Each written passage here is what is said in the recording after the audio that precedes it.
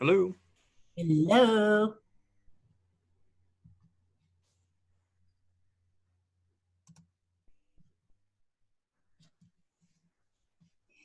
Your wheel is in the forehead. What? Oh, now it's gone. Oh, okay. Hey, it's 84 degrees in here and I'm cold. And you put that on? Jeez.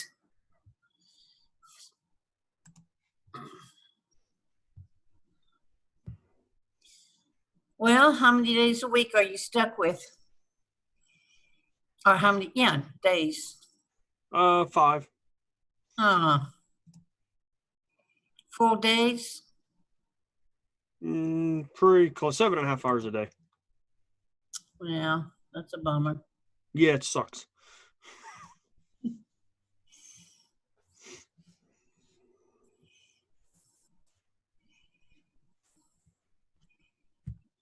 Why is Marty muted?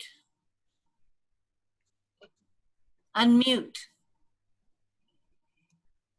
Actually, everybody's muted but me and you right now. I know. Well, maybe that's a good thing. Oh, no, John's okay. Yep.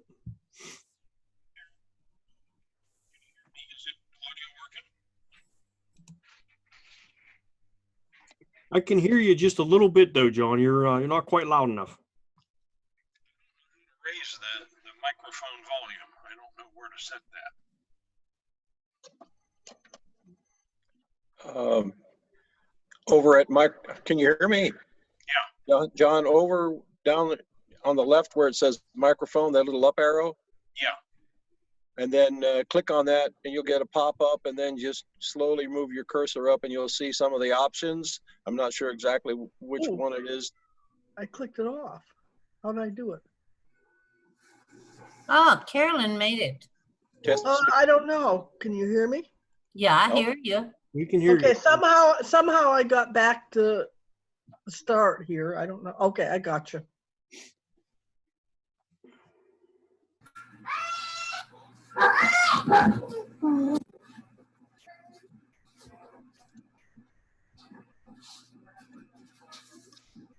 Hey, Brian, your video back run's too easy tonight. Is it? Yeah. Okay. I figured it would be. I picked that up in about 27 seconds before I started this meeting. Yep. So, can you see mine? I can see yours. I don't know where it's at, but I can see it. If Beth and DL end up on the call, they'll I'm probably here. Oh, there's Beth. Beth probably knows where I'm at. Yep. Bill's on the call too. We're just waiting for his audio to come up.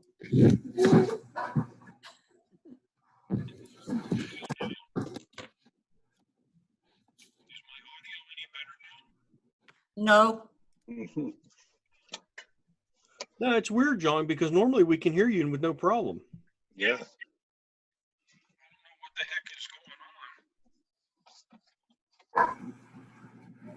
Go to control panel and see if I can find a microphone volume.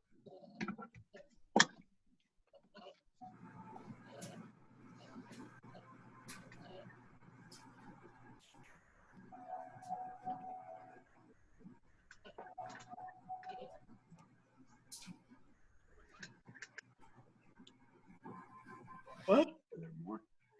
Oh, is that what that's for? Are you recording, Brian? Yep. This section? Okay. Yep. She put it. I wouldn't mind putting a another picture up. Hi, Margie. Hi, Brian. Back time. Carolyn. That sounds funny. Social time.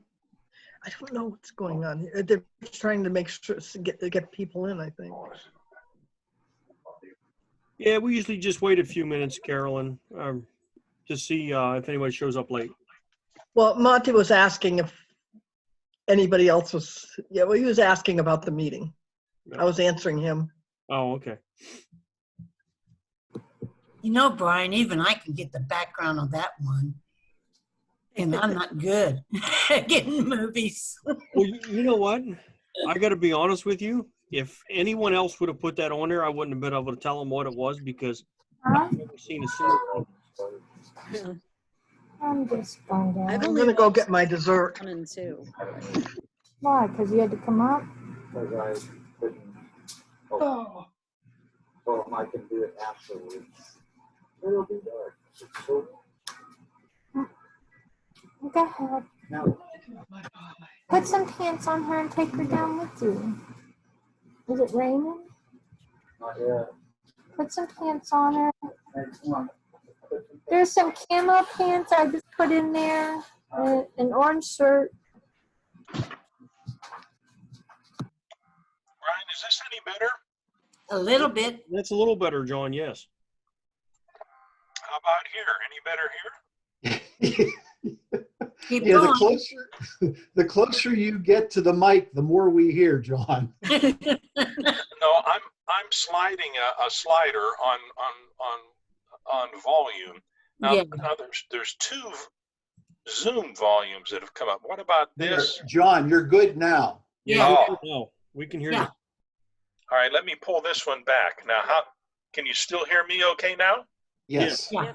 Okay, well, so yeah, it's a Zoom volume setting here. You can still hear me okay now? Yep. Okay, so sound is good from the desert, folks. That's where we're at. I am so glad you are there. Still social distancing out here. Yeah, by the looks of it, we'll be social distancing for a while now. No, a year or so. Yeah. Yeah. I did get a message from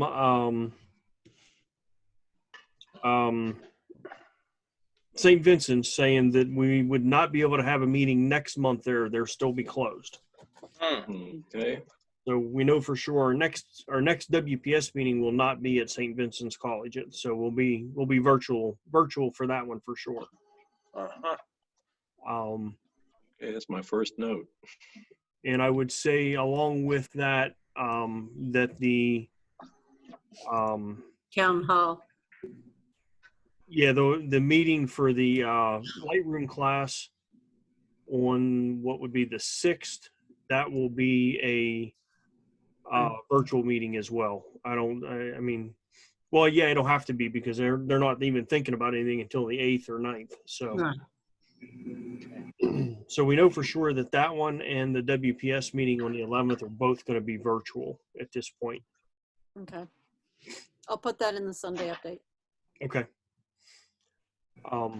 Beyond that, we'll take a look based on county and what color you're going to be. Yellow, green, or red, or purple, or blue, or some combination Hear thereof. me now. We'll go from there on that as far as what that is. It looks like if you're yellow, you can meet with people up to 25 from what I read today. So most of our meetings, that would be right about at the very top limit that we normally would have anyhow. So at yellow, we would be allowed to meet, I would say, but we'll have to be cautious and guide ourselves as far as that goes, at least for a while now. Why'd you change your background? Because you said it was too easy, so I picked something a little harder. What the? Now, the one that I picked now is not from a movie or a TV show. You just have to guess where it's at. Iceland. Check 1, 2, 1, 2. Either Iceland or Alaska. Nope. I Neither. was going to say Finland, Norway. Norway. Nope. Sweden. Nope. Uniontown. I live in the red house right there on the right there. That one right there. That one. that little one. That's where I live. If only. I would love to live. Nova Scotia. Although there's a few too many houses there for me. I would rather just be that one and no one else around. And I said Reykjavik. Nova Reykjavik? Scotia. Nope. Iceland Finland? somewhere. Nope. Peggy's Cove. Nope. Dead of winter. Well, I've got a background that's going to be changing. I've got a project that I took on today from a next door neighbor that she had 500 slides of Panama and family, and I'm doing this for her. And the slide holder, these are, by the way, Kodak Kodachrome K14 process slides that I'm scanning right now, and it does them 12 at a time. So I'm hard at work. Well, you know what I'm doing? I'm eating a piece of homemade apple pie and ice cream. Oh my! Oh, I can't beat that. No. Monty done. made the pie. This is as close as I can come to it right here. Yeah. Hey, that looks good. Line tonight. Little blueberry. But I want you to know Monty made the pie, not me. That's a good thing. Thanks. I you caught leave that. Carolyn, tell Monty to leave me a piece on that chair. Front. I'm eating the last piece. Oh, we'll take that up after the meeting. Rex, Yeah. do you have a slide loader that's automatically putting it onto your computer? Yeah, well, it's a couple of softwares working together. What's going to happen is when this gets done, I'll pull it open so you can see how the slides, first of all, this is the slides. I take them off. I had a picture I was trying to send to Reddit earlier today. What I did is I took this laptop and I laid it down with a white screen and I was using it as a light table. And that was my first round with it. It worked pretty good. And then this is my loop. I made this myself from an old camera lens. When the lens broke, I took it off of the camera and I got a translucent Tube. piece of plastic and I just used duct tape, duct taped it together. Cut it so that it's the right height. So it's sharp, which is, you know, questionable depending on how sharp your eyes are. You probably would see it a lot sharper than me. Anyway, that's what I use, that and my computer as a light table. And of course, it's a Epson V750 Pro scanner. It's got two scanner lenses in it. It's got one in the top. You can actually there's a little slit up there. You can actually watch it as it moves along. And then the other one is a flatbed scanner from underneath, the standard flatbed, like any copier in an office. Mm-hmm. It's going to take you a while. Well, yeah, it's if you try to do it one at a time, it takes a long time. She has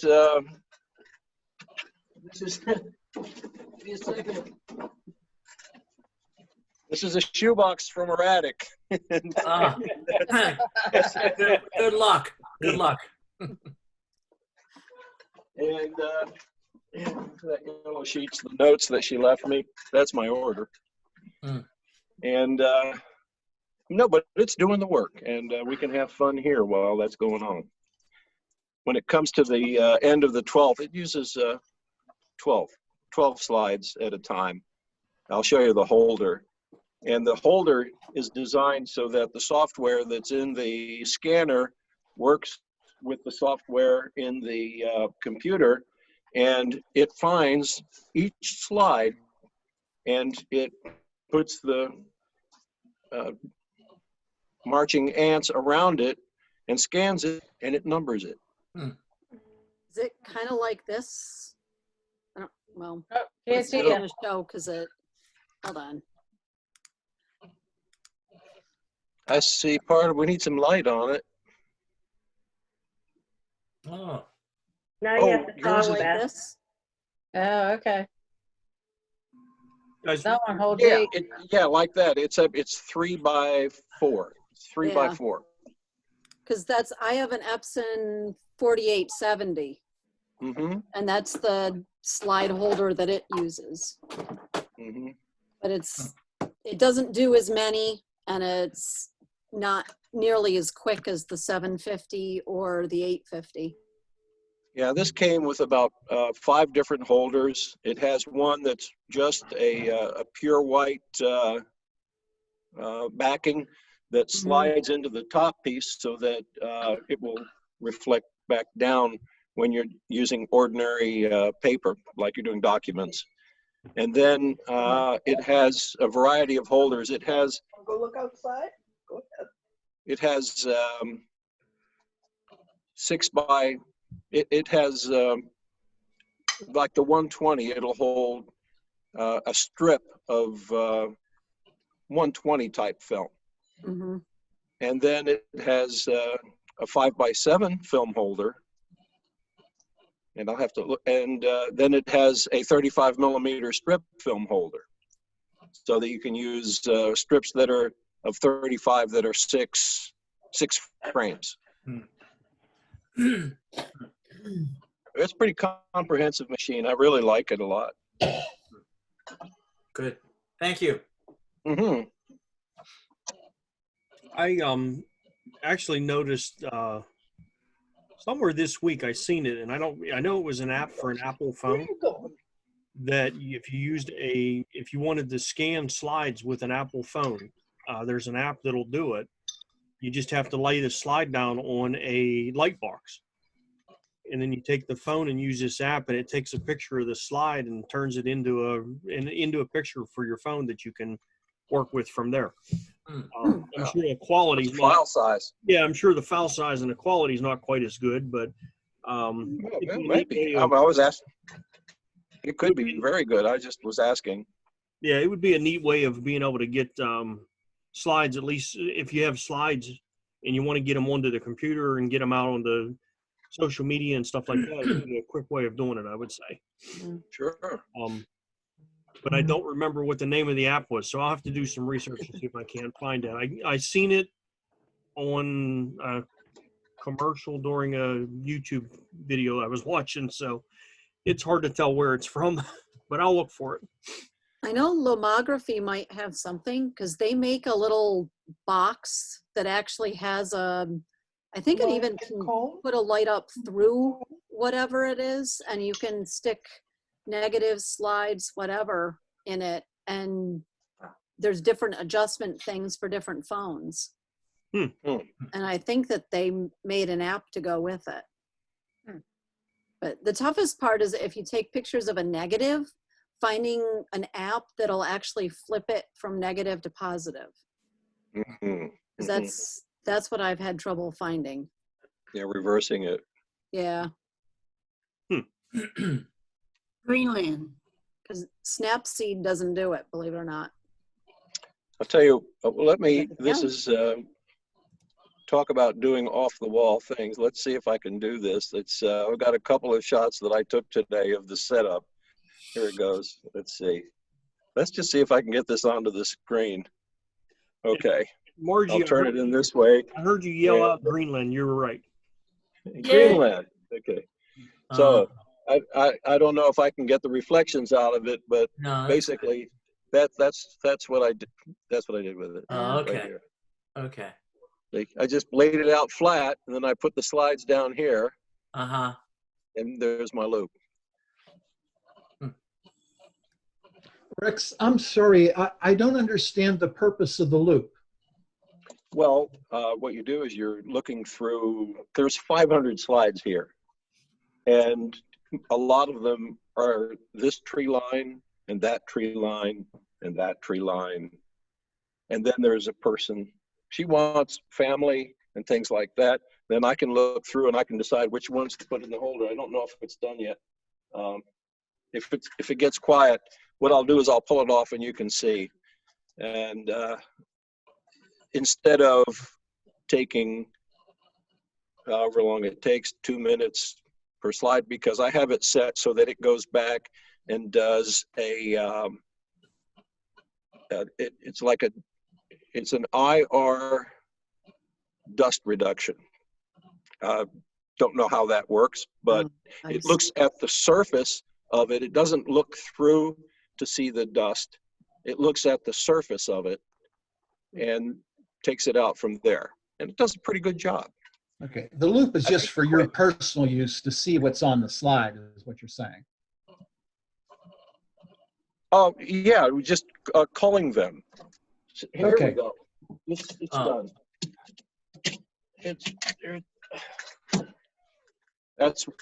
There it is. And these marks at the bottom are part of what the software looks at to figure out where to put the marching ants. Okay. That's it. Pretty neat. Takes me back to the old days. Yeah. Yeah. Gotta have looking through a loop into a bright light and slides for 2 or 3 hours, and you can't see out of your eye after that. Yeah. Used to, when I worked for the newspaper, that was how we picked our pictures from negatives. Of course, we didn't shoot slides there. Yeah. But we developed negatives, and then you sat down with a light table and a loop. Oh. And looked at all of your negatives to see which ones you were going to scan to turn into digital to put them for the newspaper. Here's my own. This is what I took out. I had been working on my own. You can see that these are 35 millimeter film strips. Now, what looks like individual images are kind of separated from each other. That looks weird, but that's because I was doing copy work on a copy stand. Those are all prints that I was copying. Now I'm turning them into digital. Okay. So that's the strip carrier. I don't know if I can reach the other ones. Oh, here's one. Here's this one. I can do reversal. And advertising. I keep them in this thing to keep them protected from getting broken or anything. And hey there, Marty. And this is 4x5. These are 4x5. You can use transparencies or negatives, black and white, color, doesn't matter. Okay. Beth, I seen a big smile on your face for that one. Well, if my scanner dies, which I've been expecting it to die for about the last 10 years, You can. because I got it in like 2003, but if it dies, I'm getting either a 750 or an 850. Oh, you'll love it. But You will love it. You can. This is I'm the sure they've advanced a few things in the like almost 20 years since this thing came out. So this one is the 2 1/4 by 2 1/4 film holder strips, or at least, oh no, it'll hold 2 1/4 by 3 1/4 as well. So 6 by 7 or squares. yeah, even 6x9s would fit. Yeah, it will. Sure, you could. Because I've scanned 6x9s with mine. Because mine only takes 3 strips. I'm not wearing a light enough colored shirt, but mine only does 3 strips. Mm-hmm. Okay. Mine will do 4x5, but I think the 850 does 8x10. Oh, I didn't know there was a. That must be a newer model. That I think that this was 750 was it when I got that. Oh, it's years old now, so. Yeah. There's a Rex, newer one. Rex, is that the same scanner that we used when we were scanning some 2 1/4s? Yes. It okay. is. It looked familiar. I was. That's it. Yeah, it's still working fine. Okay. And my mic volume is okay now? Oh, yeah, good. Okay. Well. Okay. Well, I saw you holding that up, and I said, That looks similar to what we used for those 2 1/4s. Okay. Yep, that's the one.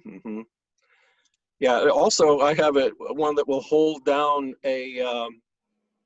it's glass. It's a double glass carrier for 8x10. So if anybody has an 8x10 reversal, which is probably, $150 worth of film in one fell swoop, 15 this can minutes. handle it. This can turn it into a digital file. That's a girl.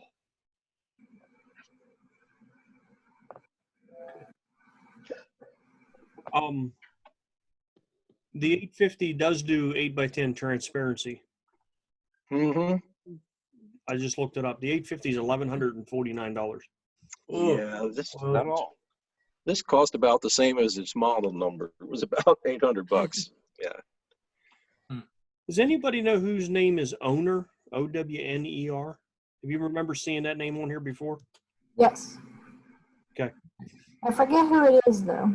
I couldn't remember, so I wasn't admitting until I asked. They're on their way in now. Oh, okay. Yeah, that 850 looks like a nice scanner. I don't know. That's $1,100. That's a whole stimulus check. Yep. But Yeah. one of the things is I'll take a chance on this. Let's see. Yeah, the light is still on in it. I'll put it up here and I'll turn it. I don't know if you can see it, but yeah, I think you can. You see where that up here, that track, there's where that scanner runs on the track this way. I can't show you down inside, but there's another one that also runs along this way. That's the one that's used for document copy and things like that. So there's 2 different camera sets in here.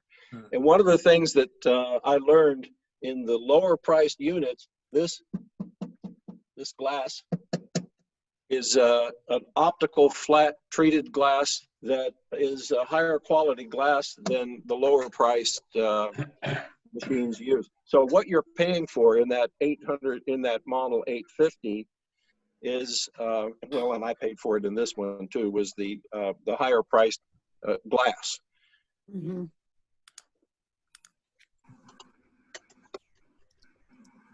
So the optics, it's the optics. It's like lenses for your camera. There are lower priced ones and there are higher priced ones.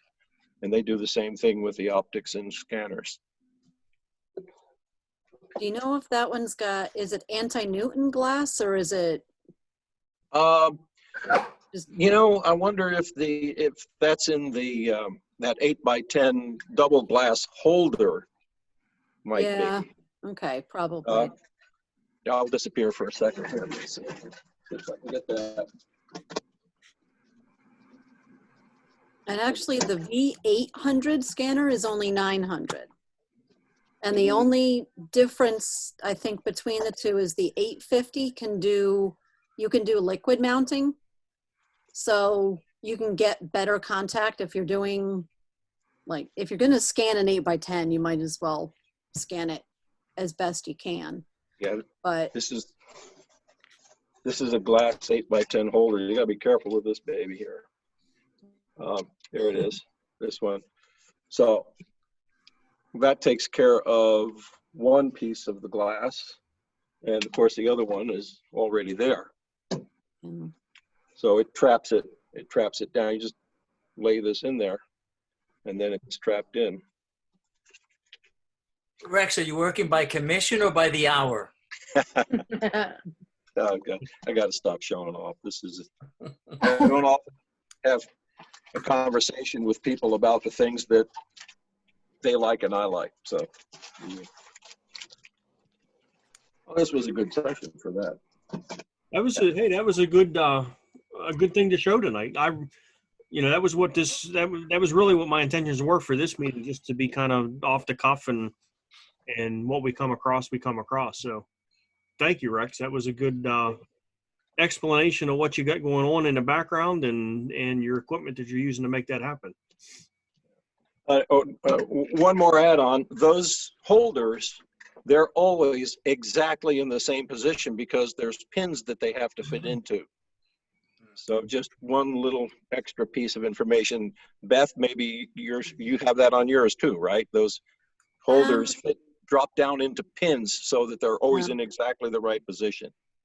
No, they hadn't come up with that when I got mine.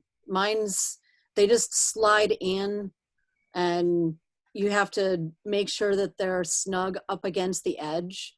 Kind of like if you put something on the photocopier and it has to be in that one corner, you just have to shove it into the right spot. Oh, okay. Yeah. It's a little bit less goof-proof. It's a guided fit instead of a jig that it fits into. Yeah, kind of. Mm-hmm. Mine's easier to mess up with, but. Oh, I know the question I was going to ask you. Have you made prints with yours? What size prints have you, when you converted your film to digital and then turned the digital into prints, how did you like your print quality? They've been fine. 35 millimeter is kind of but I think I've had some slides printed. Anything that I've done that's been color and originally on film was scanned and then uploaded for printing. Anything that's black and white, I probably did in the darkroom. Yeah. And this has selectable DPI, like it's selectable up to 6,400. 6,400 DPI, 6,400 dots per inch is what it will do. So it can take a 35 millimeter slide that is a good quality slide and that is laid in there the right way around, and you can make a pretty doggone big print from it. 6,400 DPI that's the top for that one. I know there's much higher. There's units. I bet that 850 you're talking about, Brian, does higher than 6,400. Nope. Actually, it is only a 6,400. I'm looking at it. Oh, is it only? Oh, okay. Because I looked it up too. Oh, all right. Yeah, it's a 4,800 on the flatbed and then 6,400 on the for the negatives and positives that it does. Yeah. Yeah, it's pretty neat.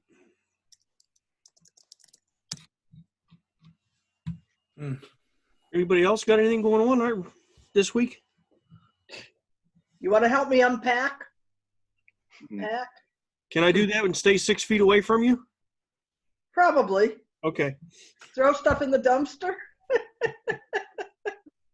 Who has time for a lot of photography? I actually went out today for work. They asked, they wanted a picture for the top of our website of the town of Masontown. So a buddy of mine has a farm that's up above Masontown where I work at. And I said to him, I said, can I come up and go up by the water tower on the farm and get a picture of the town? So I went up today and actually used my camera for the first time since we went to the aviary. Gosh. And I took. I remember how. No, I had some issues. I had to think about what I was doing, but I shot a panorama of the town and then brought it back and put it together. And I got a couple other things that they want me to photograph, a couple other buildings that I'll put together for our website, and then they'll put them on our website to do some updates for our stuff. But yeah, it was a while since I used a camera. I kind of forgot the battery was just about dead. I had to half charge it while I was at work before I went out to do the job, and but I at least got a camera out today, so I guess that's a plus in some way. Yeah. And the panorama didn't come out too bad, so wasn't the best, but it's for work, so I don't really care. I spent time this week doing the Kelby method that you introduced last week, Brian. Did you? And what do you think of it? I liked it. I went out and I did the videos, like you said. I signed on for free, And I spent a good bit of time organizing all my photos, and I really had nothing organization-wise short of just everything by date. So I dragged them all into folders, and I was able to, you can actually move them out of your folders into the collections within Lightroom, and all the edits come with it. Yeah. Remember I asked that question, you can do that versus how he says to drag the folders over first and then put the folders in and then put the folders in the collections. You do it that way, you lose all your edits. So it worked out really well. I'm trying to find photos now. I'm a little better than I was. I think I could still improve it a little bit, but I got everything in there, but it's still a work in progress, getting things organized and making them a little more efficient. Yeah. But I did find one thing that was interesting though, because after I did it, I synced a lot of them up with my iPad. When you go into the iPad, the Lightroom app actually has a facial recognition program in it. It's not in Lightroom. So I thought that was pretty cool. So I mean, if you don't want to take the time, because some of my photos in my family section are set up more by events than they are by people, because it's just too unwieldy to drag those pictures along to everybody that's in them. But I can go into Lightroom and find a group of pictures of some cousin somewhere and pull them out, and then cross-reference them back within Lightroom if I needed to pull them out. So I thought it worked pretty well overall. Cool. Well, that's good to hear that someone's trying it. I've been using it and working with it. I'm fairly happy with it, and I'm fine tuning it to the way I want it to work. But so far, I've been pretty happy with it. Here, little dog, come on. What I liked about it was he tells you in the opening preamble in the first lesson, if you're a stock photographer who needs to keyword all of his work so they can send it to clients, this isn't for you. He goes through a list of 4 or 5 areas where this system really doesn't work for you. And since I fit none of those categories, I labored on and went through the whole process. Yeah. And you can even use this process and still use keywords if you want to. I mean, you can still put them in. There's no reason not to. Because there is some stuff from time to time that I shoot that is required to have keywords in it. So those things will have them, just like his. He says if he shoots for a magazine or something like that, it has to have the keywords in it. So he does. And when I shoot something that I'm going to submit to a newspaper, it has to have keywords in it or they won't take it. So yeah, those things will have that in it automatically. I'll put them in, but it's nice that you don't have to do it for everything. So. Yeah, right now I've got all my collections are, the thing he touts on this is when you're in folders, the photo can only live in one area. When you're in collections, the photo can live in multiple areas. And right now, my collections they're only living in one area. I haven't taken the time to drag stuff around, so that may be the next step. Yeah, and you can add the same photo to multiple different places and collections, or a whole group of photos into different collections. So it's a nice way of getting stuff together and in multiple places to where you'll find it later on down the road easier too. So yeah, I don't know if I needed the he did the full shoot, the select, and then he did the I forget what he called it. There was 3 categories. The full shoot, picks, and selects. There you go, full pick. I don't really know if I need to do that because I don't really keep a lot of my full shoots. A lot of times I shoot a bunch of pictures of family, and I know the couple good ones I want. The rest of them I just delete because I don't need to keep all that old stuff. So I don't need the full shoot, and some of the ones I do keep, I typically process all of them. So all I really need from there is selects, and I can pull them out with 5-star ratings. So I don't know if I'm going to get into the selects area or not, but yeah, I may find that to be a better way to go in the future. Yep. You don't like to color them like I do. Color what? Rex uses color tags. His color code. Yeah, his screen looks like a rainbow whenever you look at it. Oh, really? You can color code within Lightroom? Yeah. Oh, yeah. Well, my logic is there's all these different file types. You'll start with your raw, whatever the raw name is. I make those all yellow coded. Somewhere along the way, I'll take one of them and I want to make that one into something else. If there was no color coding on them and I'm looking at them in the grid mode, all I see is a lot of photographs and then maybe, oh, there's a couple that look similar. If they were ones that had been color coded, they stand out. Like it's a field of yellow and there's that one purple one in there. And I can see it right away, and I don't have to go searching for it visually. I can just come to the screen, it comes up, they're all there. I take a look at it, that's the one I want, and then I pull it back out. And after a while, you do that with 7, 8, 10, 15 images, and you go and you look at it in the full capability of the grid mode, where you've got the smallest size icons, and you can tell immediately, here's a group that are TIFFs. I can tell my TIFFs because they're blue. So if I see there's a couple yellow, those are raw. If I see blue, it's TIFF. If I see purple, it's a JPEG. And then I can use arbitrary colors like PSDs and raw. I'll make them the same. So anyway, I think for me, I find when I have a large field of images, they in the grid, and they're all mixed. I've done some work on some, and changed them into one format or another. I can tell exactly what format they are without actually taking these old eyes and going in there and reading that it says TIFF or that it says JPEG or that it says CR2. I can look at it from back here and I can say, I know what that is right there. That's really a good idea, because I struggle more so with I don't worry too much about the TIFFs and the raw files differences too much. That doesn't bother me, but the JPEGs are always problematic. Sometimes I pull one up by accident, I start working, so, oh crap, this is the JPEG. I can go back and get the raw version. Another thing I can do is if they were in one file, in that raw file, the first folder, raw, and I changed 4, 5, 6, 8, 10 of them into JPEGs, I see which ones are purple, and I'll ask for select the purple, and I'll create the folder on the side, and then I'll just drag all those purple into another folder, in a subfolder or in another folder, and be done with it. Now, where's the color at? Is the color around the picture, or is it in the navigator panel? Toolbar at the bottom.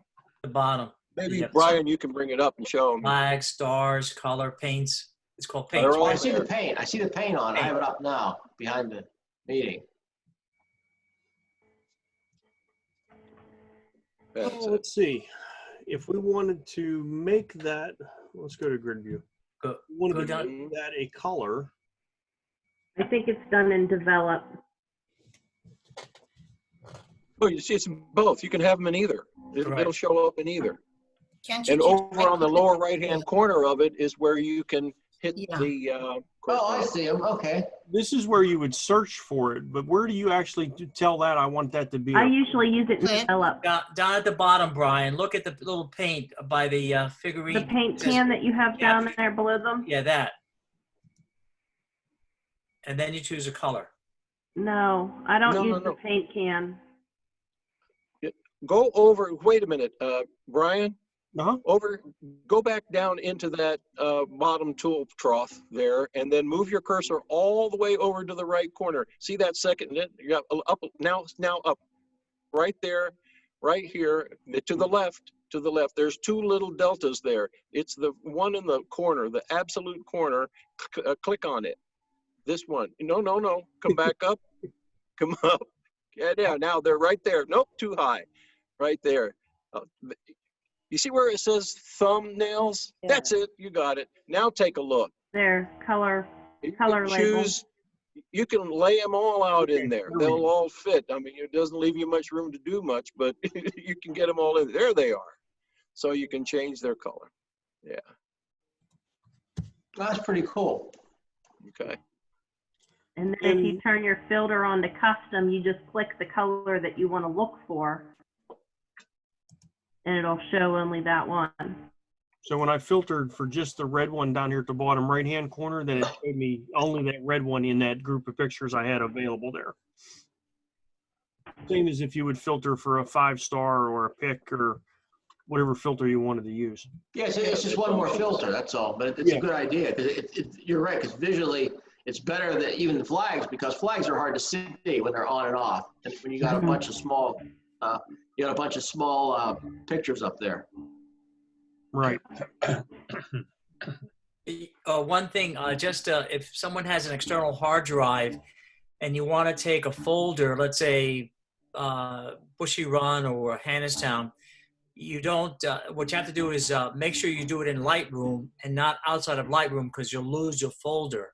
Like, let's say if I have my hard drive on my iMac and I want to go to my external hard drive, I don't copy and paste to my external hard drive. What you have to do is make sure you take that folder and drag it down to your external hard drive so that you don't lose it in Lightroom.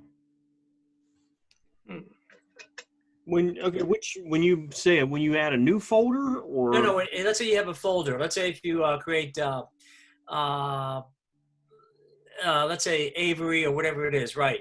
Like festivals, and you want to transfer that festivals to an external hard drive because you already have so many pictures in your iMac or whatever you're using is too much. Then you want to make sure that you drag it down to the external hard drive within Lightroom. You have to make everything within Lightroom. Right. Yeah. Now, see, I don't keep any of my pictures actually on my computer. All of these are an external hard drive. Right. You can see that. Right. Yeah. Right. Right. On my computer, there's no pictures. Just my catalog is on my computer. That's it. So what's your backup for this passport? Another external hard drive. Okay. You don't have a cloud-based service as well? Not as of just yet. I will. I'm going to do the Backblaze that we talked about, like he mentioned. That's the one Kelby had. He's talked about having he has a backup hard drive at home, a backup hard drive at work, and he has the Backblaze cloud system too. Right. So this passport hard drive here, that goes with me all the time. I carry that in my computer bag. My backup to that is at home. So that's my backup to my one that I carry with me stays at home.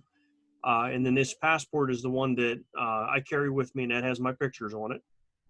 And then I am going to set up the Backblaze and have that start to where it'll back up all of that stuff as well.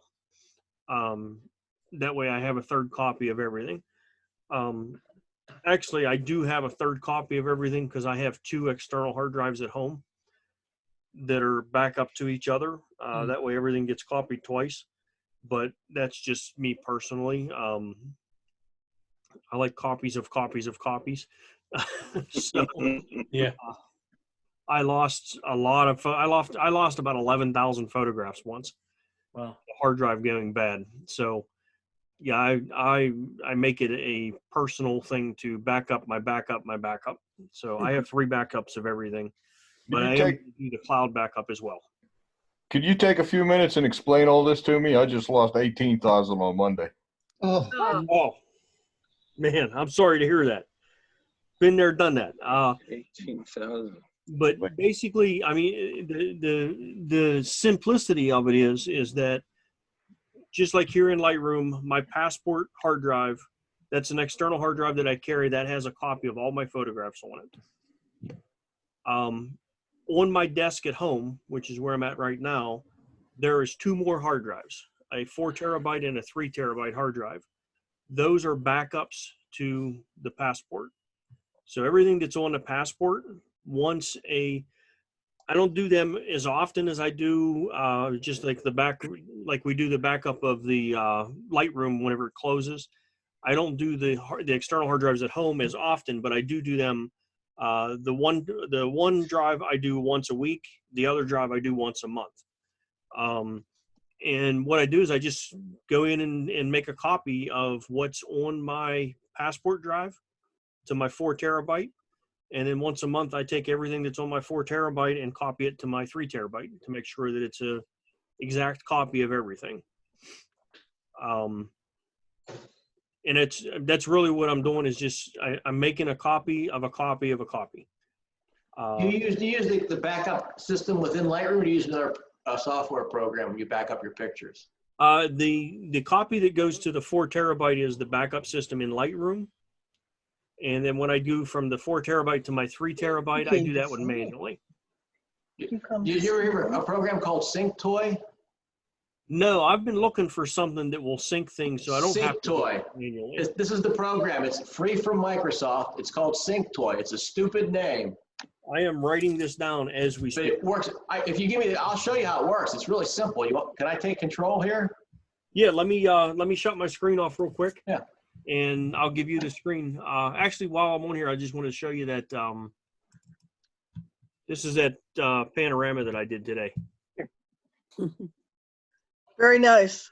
Did you fuse all those photos together, Brian, or do you just pan the camera? No, those are that's 6 shots that were fused together using like. Anyhow, all right. Let me stop sharing this, and you can go ahead and if you go down to the bottom to the green, you should see a thing that says share screen. I do. Okay, click on that and then pick whatever it is that you want to share. Let me open it up first. Okay. Oh, okay. Okay, I get out. Let me do it again. Okay. And here's the program. It's really simple. You set it up with your left folder and your right folder. This is on my hard drive. My pictures are on my hard drive. And then it goes over here, and here's my backup drive. And you just set it up and tell it that. And then I have it set up where I have documents, I got music, and I have my pictures, and I have my videos. So if I click pictures, for instance, it'll go into my picture file and just copy them all over. And you can set up to do, you can like change the action. You can do echo where you have one drive as the master and it's copies on the other. You can have one where it synchronizes where it takes the most recent pictures on each. I have it to echo because whatever's on my hard drive, I want to duplicate on the backup. It'll delete files. It copies them fully. It doesn't compress anything. And it's as simple as that. There's nothing automatic about it. There's nothing that backs up every hour or every day or anything like that. It's all manual, but its simplicity is beautiful. And it's a free software. It's been out for, I don't know, 20 years.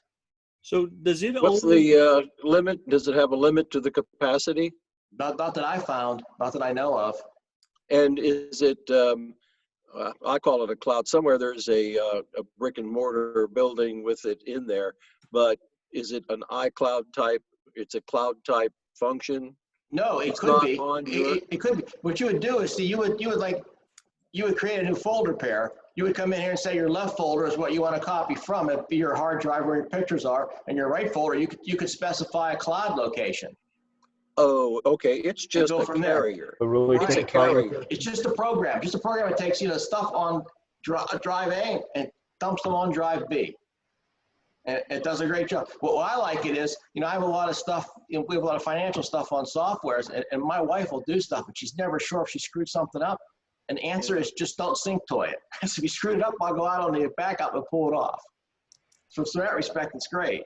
Even if you're working on your pictures, if you screw something up, you got the original copy back out on the hard drive. And I like this because I control when it backs up. If you have one set up that backs up automatically, sometimes it backs up when you don't want it to because you made a mistake and want to pull off the virgin copy off the backup drive. So, okay. Okay. It's a carrier. Yeah, it's just a program to say, copy these files over to here. That's it. Now, is it part of Windows or where did you get SyncToy? It's a Microsoft program. Just go out to Microsoft and look for SyncToy on Microsoft. It's that simple. Okay, so it's something you have to download from Microsoft. You go download it, and all you got to do is tell it whether it's if your computer's 64-bit or not. That's the only thing you have to do. Okay. Mike, I do have a question. How is it different from just going into Explorer and picking out your files and say, copy and paste it into my external hard drive? Where it's different is it's set up all the time. So I tell it what directories to look at. And it goes into the hard, if you just copy and paste them over, you're not deleting any files you may have deleted on your hard drive. Right? This way, this will actually go in and delete stuff on the backup hard drive. So if you delete a picture, for instance, and if you just do what you're doing, the deleted picture will remain on your backup drive unless you go in and physically find it and delete that file. This will go in and say, oh, you delete it, take it off. So basically, it looks at your main drive, which is your left folder, Right. and any changes that happened in that, it makes those changes when you tell it to sync to the other folder. Right. Like for instance, if I hit preview, I always hit preview and it'll run. I don't think I think I've done this recently. So I don't think there's anything to do, but we'll see. So it cuts your workload in half in a way. Yeah, it's just very convenient because I never use the backup on Lightroom.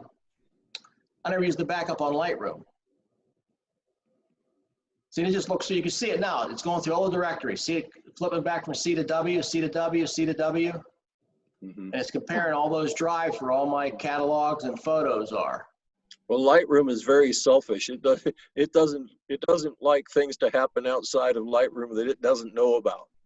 It doesn't know about this, but it works well because I got a new computer about 1.5 years ago, and I actually downloaded everything off the backup drive, which was outside of Lightroom completely, into Lightroom, and it worked no problem. I had the new computer up and running. Yeah, John helped me learn that, right, John? Yeah. Yeah, I like the idea. What happens when your external drive breaks? It's looking for changes, not. It's not a complete copy every time. It's only copying over the changes that happened since the last time you did it. Right. What you'll see up in this area here. Now I get it. Yeah. You'll see everything populate here. It'll say, it'll give you the file. It'll tell you the source file, the source path. It'll tell you delete, add, new, modify. It'll tell you what's there. Okay. And if you want to look at it, I mean, first couple of times I did it, I was always checking it to make sure it was right. Before I hit after it comes up, it'll give you a run option. Then it runs and actually does the operation. But I don't worry about it anymore. I've been using it for 10 years. I've never had a problem with it. It's kind of 50-50. Yeah, it's a pretty nice thing. I'm gonna have to try that out. It would be nice to be able to make that change or that backup from my 4 terabyte to my 3 terabyte, doing it this way than me having to do it manually. Now here you go. See, I did make some changes in it. You see, it's telling you what I'm deleting some of these files on their computer type files. Then here you see some changes to my catalog that the computer made. And it'll go over and it'll overwrite these, which means there's changes. It'll delete these, and it'll add these new files that the computer created. That's it. There's 43 changes. It's all summarized here. And I hit run. It just goes and does it. That's it. Now my hard drive is identical to my backup drive. And I can do the same with my documents too. I can do my regular documents, my Word files and all that stuff that I have. This will run faster because there's not as much data as there is with the pictures. But there are some changes here we haven't done yet. So I'll just hit run and everything's backed up. But it's I used to talk to the computer guys when I was working, and they would always say, well, there's so many better programs, the sync toy's so limited. I'm like, I don't care. I want it limited. I want to say copy from A to B and be done with it. And I want the full file. I don't want anything compressed. I want exactly what exact duplicate. That's what it does. You wanted one bell and one whistle. That's it. That's exactly right. And it's nice because you see what I did. I got my music files are separate, my pictures are separate, my videos are separate because they all take time to do it. I don't always work in all of them, so I know what I need to back up. Yeah. I'm in the pictures and the documents most. The music and video, very, very seldom am I in those. But you can set up any folder pair you want. Like in your case, Brian, you could set up a couple different pairs. You could go from your your walking around drive to your 3 terabyte, or walking around drive to your 4 terabyte. You could set both of them up. Yeah. 2 different folders. Yeah, I'm definitely going to look into that. That's something that I was looking for. And I know in the Scott Kelby program, he talked about a syncing software, but it was only for Apple. Right. And I don't have Apple computers anymore, so that wasn't going to do any good. But I will give you one hint though. When you plug in a drive, Windows assigns an arbitrary drive number or drive letter to that drive, right? Yeah. So what'll happen is this can change every time you turn your computer on off, plug in, like in your case, Brian, if you hook up your 3 terabyte drive to your laptop, it may assign this drive, X instead of W, and then SyncToy won't work. Okay. So what you have to do is you have to go in and you look on the internet. There's a way to permanently assign a drive letter to to this backup drive. And that's what I've done. I permanently assigned this to W, so I have no trouble with it at all. It's always W. Yeah, mine are done like that also. Okay, so if you're one step ahead of that. Yeah. But if you're new and don't know that, it's a very frustrating thing. Yes. Because if you plug it into a different USB port on your computer, it picks a different drive name. Right. So yeah, I did that. That passport drive that we seen earlier, anytime you plug that into my computer, any of the USBs, it's always the letter J. Perfect. That's exactly what you have to do here. You need to do the other two so it knows the sync, C to W or, D to J, whatever you want to do. Yeah. Yep. Here's a conversation. I have two 5 terabyte external hard drives, and I've got a 3. And the 3 and the 5 are connected to my main laptop over here, which is a SSD laptop. It runs pretty fast. When I'm in Lightroom and I'm using, what I've done over time is I've taken some of the folders of images from the 3 terabyte to the 5, and I've done it through Lightroom. But then time goes by and I go back and I go looking for, I'll search on keywords. And in my mind, I'm saying I'm in the F drive, which is the small 3 terabyte, if you can call that small. And I start working and I look over and I see my E is open. The 5 terabyte drive is open. That's because I didn't remember that I took some of those images and I moved them over to the other drive. Lightroom didn't forget it, and it took me exactly to the images I wanted, but it was over in a different drive. So be prepared in time when you're working with more than one drive and you're putting keywords in and you're moving them from one external hard drive to another external hard drive, or even from the inside the computer itself's hard drive, that you might recognize all of a sudden you're not working in the hard drive you thought you were in. It's in a different hard drive because at some time past you had moved those images over using Lightroom now. Yeah, so I found Lightroom, because it was Lightroom because it found the pictures, right? If you didn't use Lightroom, it wouldn't have found them. Because I say to myself, yeah, I remember where they were. They were in my 3 terabyte drive. And so I go looking in there, I cannot find the doggone things. And so I go, oh, let me use the keywords. And I go in the keywords and it finds it. And I'm looking at the image. How come it found it and I couldn't find it? And then I look over and say, oh, it's D-O-H, dough. There it is. It's over in the E drive or the F drive. End of story. Yeah, if you got a second, if it's quick, where do you assign a permanent drive letter to a plugged-in drive? You have to go into. Can you see this? Did this pop up? Nope. Nope. We're still looking at SyncToy. Okay. It's like you. Let me get out and get back in. Let's see here. Let me see.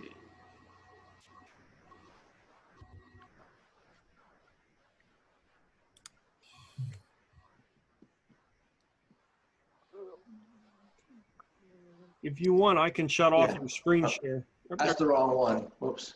No, it's not that. It's okay. What's happening is I have to select a different screen to share. Yes. Let me see if I can go in here. Yeah, File Explorer. You have to go into File Explorer. What you would do is you would find the drive like this. And I forget specifically how you do it, but you go in here like the properties and there's I can look it up and send you some information on, but I don't remember how I did it. But you go into one of these. Yeah, it's in properties. It's in the properties. Go into the properties and then you disappear to somewhere else. Yeah, there's so much in here. See, sharing. I think it's right here, sharing. Oh. Where are you at? Now, where are you at on the screen? No, it's not. Okay, I'm sorry. I keep popping up windows and it doesn't pick them up. So yeah, some of the pop-ups won't pick up whenever you're doing screen share. It might be behind. Try the middle upper right-hand corner. Try either putting it on the taskbar or that middle choice where you just loosen up the image to make some room on the screen.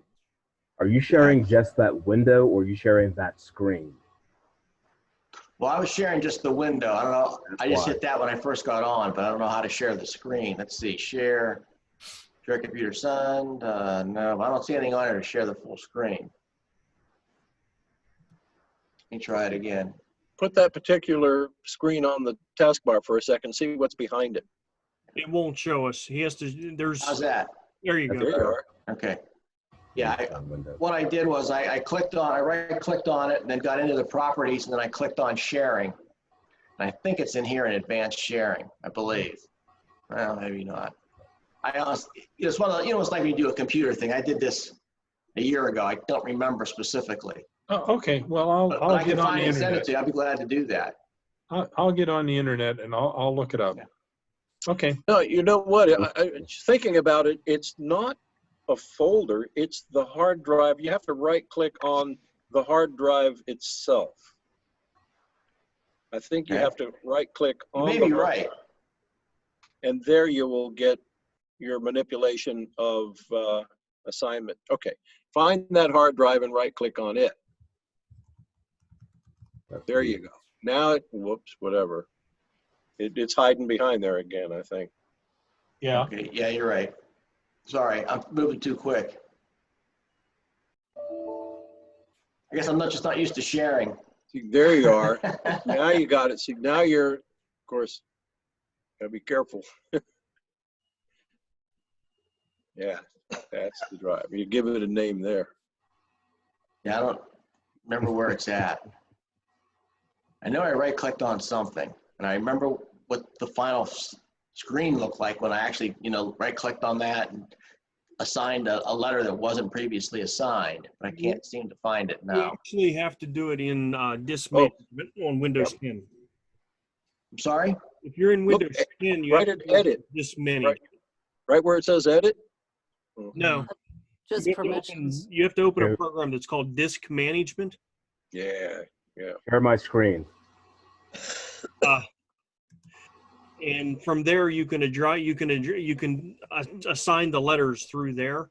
But when you're in disk management, you got to be careful you don't erase your whole disk. Mm-hmm. That's the reason. There goes another 18,000. But there's if you just do assign hard drive letter in Windows 10 as a Google search, it'll come up and give you a step-by-step of how to do it. It's really simple, but you got to do it through disk management. Okay. I have it open if you want to see it. Go ahead, DL. Hang on a second. I got too much shit open.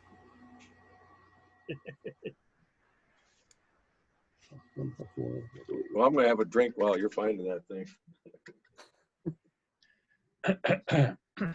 Yeah, there it is. Yep. Yep, and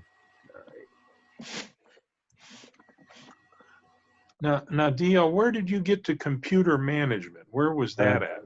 open up any Explorer window, right click on this computer, and then go to manage. You'll end up on the screen. Okay. And then, for instance, change drive letter and path. Mm-hmm. I'm not going to actually change this, but yeah. Actually, it won't let me. That's my boot drive. Never mind. Well, D might be a recovery drive on your computer. Yeah. Well, there's certain letters you can't use, and everything you have plugged in will show up there. He's got disk 0 and disk 1 are shown, but there'll be others if you had like a USB port in there. And just like he did, just right click on it and then just come up and give it a letter and make sure it's a unique letter. Yeah, they normally say to start from the other end of the alphabet. So start with Z and go backwards from there. Yeah.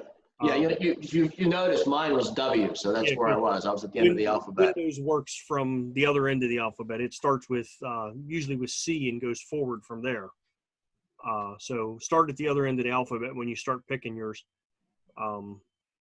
as far as that goes. But yeah, it's one way of making sure that every time you plug your drive in, no matter where you plug it in on your computer, it comes up with the same letter. Yeah, and that's handy. I've hit that before with little USB drives. Sometimes I'll just come up with different letters than what I'm used to using. If I It'll can even walk- come up sometimes with a different letter, even if you put it in the same USB port. Yes, yes. Yeah, That's very frustrating. Right, I had one move from a drive F to a drive L, and I'm saying, where is the logic in that? One of the things that I ran into, and the reason I did mine was because I keep all of my pictures for Lightroom on an external drive. So every time I'd plug my drive in and open Lightroom up, Lightroom would go, I don't know what the hell you did with your pictures.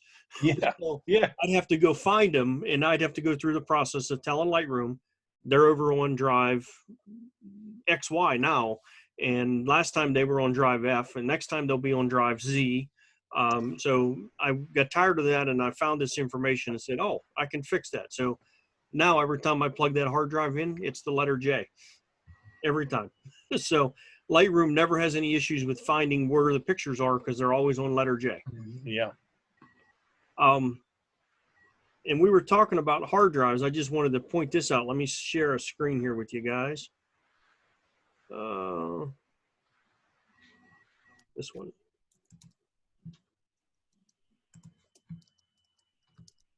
There's a 12 terabyte hard drive from B&H for $249. Wow. That's amazing. Wow. Is that a single drive? That actually sounds kind of expensive. It may be because it's B&H, but I just went and looked. I mean, when you think That's about still- what a 1 terabyte hard drive 10 years ago cost, Yeah. a 12 terabyte today, and that's a Western Digital. That's the only hard drives that I personally will use. It's USB 3. I have an article that'll change your mind on Western Digitals. Do you think that's one hard drive? Yes, that's a That is one hard drive. Wow. 12 terabyte. And they have, here's another 12 terabyte that's $215. And here's an 8 terabyte for $144. My God. You know, with the technology advancing so quickly, you really need to buy one that's only 2x what your storage size is. Because by the time you need more than that, you probably should be buying a new hard drive, and it's going to be cheaper. Depends on how fast you take pictures. Yeah, well, you know what it is. I mean, that's why I said 2x. I mean, you're not going to double your photo library in a couple years. Want to bet? You guys shoot more than me, so maybe I should shut up. Yeah. Well, here's the thing though. We don't necessarily double the amount of pictures we put in it, but we go out and buy a new camera. Yep. Yeah. Oh, There's yeah. where you double the imager size. You know, my first digital camera was a 6 megapixel. The one I'm using now is what, 40? 47. Mm-hmm. You know, the file sizes have gotten considerably larger in a quick, fast hurry. So yeah, it's, you know, when I first started out, I was using 256 megabyte compact flash cards in my camera, and I thought, wow, that's cool. I can get 500 photographs in here. Now I'm using 128 gigabyte flash drive in my camera, and I'm still, I can only get about 1,000 pictures on that card. Yeah. So I got on my camera table over there, I've got this little baby here. This thing, it probably weighs as much as the 5D. It's got its own external battery. It's an Olympus. And it says, look at that, 5 megapixels. How about that, guys? That reminds me of that, what's his name, Jim Carrey in that movie. Wait till they get a load of me.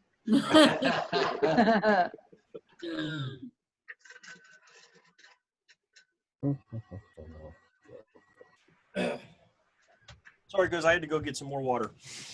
Hurry up. I'm back. I can figure out how to turn the video back on. There we go. All right. Rex had to grab his camera, so I'll grab mine. What you got? That's the Nikon D100. That was my first digital camera. 6 megapixel. It just happens to be sitting on the desk here. I don't know why. But, you know, that was my first one. And then, of course, the one I'm using now, I forget, it's over 40 megapixel. 47. They can make a great paperweight. Yeah, that's pretty much what it's doing. It's holding stuff down. Or I've got stuff leaning against it, holding. Your camera is 47 megapixel. Wow, 47. Let them know, Annie. Hey, Rex. Hey, I have a good memory for numbers. Rex, I went in my closet, and I don't know if you can see this. I can't change I got to change the. Probably back up a little bit and see if it does. It might be because we got to back up. I have to take the background off. Yeah. Oh, and Annie, I'm sorry, I have to tell you, it's 45.7. Oh, sorry. Well, I had the 7 right. I was closer than you. So I had to look it up. I didn't know, but I couldn't help myself. I had to check. Okay. What's 1,000 megapixels between friends? Yeah. Okay, I'm going to have to go back to. I think I've got a camera back here that I'm going to pull up in a minute or two. I think it's at 1907. There's one of the patents on the bottom of it. It'll take me a few minutes to go get it. But where, John? Where's your camera? Where's that camera? Well, I'm still trying to figure out how I turn that background off. Lower left. Bottom corner. left. Stop video. Bottom left. The arrow by the video thing? Yeah. Oh, wait. Choose background. And I'm going to. Shut it off. One of the options is none for choose virtual background. Oh, since I have so many pictures there, I'm going to scroll up to the back. Okay, there we go. All right, take a look at this puppy. This is my. Oh yeah. This is my 4 megapixel Nikon. We had some of those in the lab. And that's where I got into the game. So while people were showing boxes and stuff, I ran over and got that one. I have one upstairs. It's 2.3 megapixels. Hey, way to go! Yeah. Hey, the one I'm holding right now is not. No, it doesn't have any megapixels.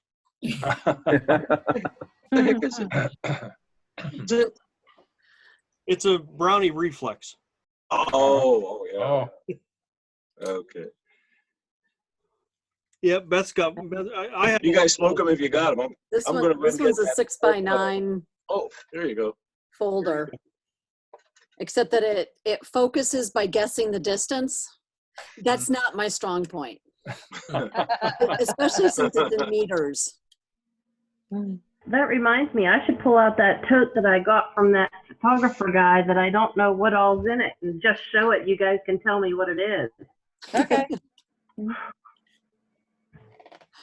I think I Nice, have Beth. one of what Beth has, and I think I have one of what Brian was just holding. Yeah. There you go, Beth. How about this one? Oh yeah. I got one of those over here somewhere. That's a SX70. Yeah, okay. Actually, my SX70 is upstairs. I've got what is it over here? I've got another one over here. It's show and tell, guys. Everything's at my other house. I've got a couple of Minoltas. One is a 300 millimeter lens. It's beautiful. It still looks like the day it was new, but just don't use it anymore. I've got a whole mantle full of cameras here that I can pick from. There's 15 or 20 of them here right now. Oh no. What do you got there, Beth? This is a super shooter. Oh, I remember that. Polaroid. Yeah. And I have a pack of film that I could stick in this, Oh, wow. but I haven't yet. And I've actually got film for SX70s right now too. Do you really? 'Cause I have one upstairs. Mm-hmm. I have no idea if this thing works, but somebody gave it to me at the lab. I used to walk in and The shutter find work? a bag of old cameras on my desk every once in a while. Does it still go click? What was it? Hmm? The shutter work? Does it still click?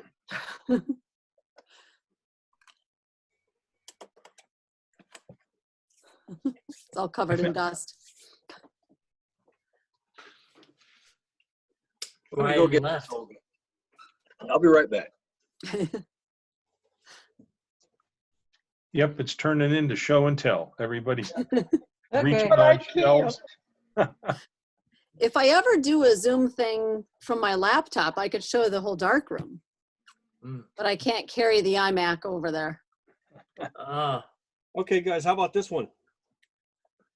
Aha. Ah, nice. That looks flashbulb. familiar. This is a Flash Brownie 620 with the flash and a bulb on it. And there's 3 still good bulbs to work with. Wow. Wow. What There you about There the are go. one people I have that will pay big bucks for those. So I think I have a couple of those, Brian. I'll take them if you want to get rid of them. Okay, I'm running out of stuff. I'm running out of places on my desk to put stuff. I got it. I just got to put it together. I got to bring another chair over to put this thing down. A second. This was given to me. This is the case it came in. Yep. Yep. I have one like that. Speed graphic. Oh, you do? I have my dad's revolving back auto Graflex that came from my great grandfather. But the curtain doesn't work right, so I haven't tried it.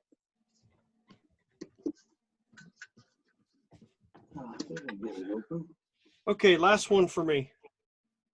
Oh, that's cute. Is that an icon? No, this is a Zeiss? Samoca, SAMOCA 35-2 Oh. with the flash attachment. And the flash still works on it if I could find the bulbs, but it still will run electricity through it. I checked it. Yeah, that's cute. Yeah, it's a neat little one. I found it at an auction at some point. So. Okay, I'm done. I'm not showing anymore. I have more, but I'm not showing anymore. Yeah. All right. I have a whole pile of them upstairs. Okay, this is mine. This Oh, is Super D. This Yeah. is a Graphics RB Series D, Super D. And we take a look at the bottom of this. I need to take this down to Pittsburgh. What do they call that show that they have? The Antiques Roadshow.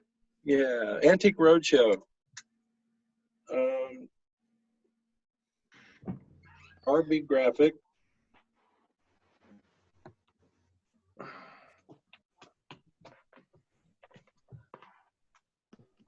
$1916. Going away? These are different patent dates Sign up mutual aid. for it. Anyway. Okay. Open sesame. Well, usually if there's it's the back. 7 to 9 is there. I'll have to wait. There. Okay. Let me see. I'll have to back up. That's the tail end of it.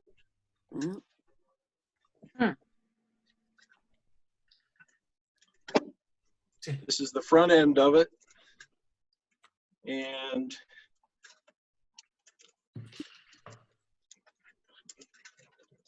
there's no grace in this at all. Okay, let me back up so you can see it. And it starts coming out. That's even got the lens hood. That's cool. That's the and then the top. We're almost done here. To open the top, you pull it open this way, and it comes up. Huh. And there, it will not fit in your purse.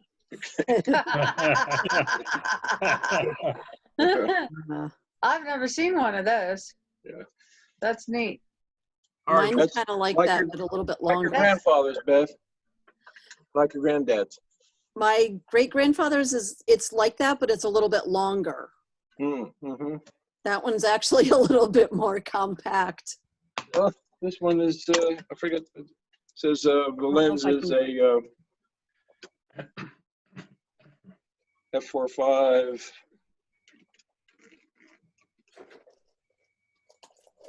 All it says is anastigmat, and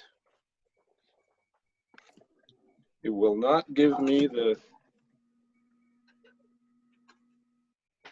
it will not show me the, I was looking for the focal length of it.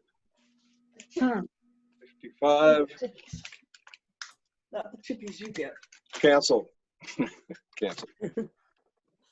I can't get at mine. I mean, I have to move too many things to get at it. Yeah.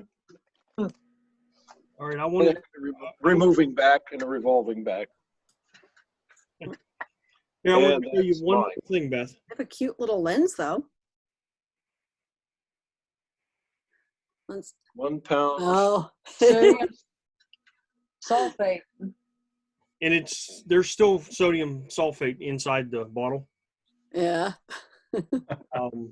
This is from Eastman Kodak, and probably the early 1900s.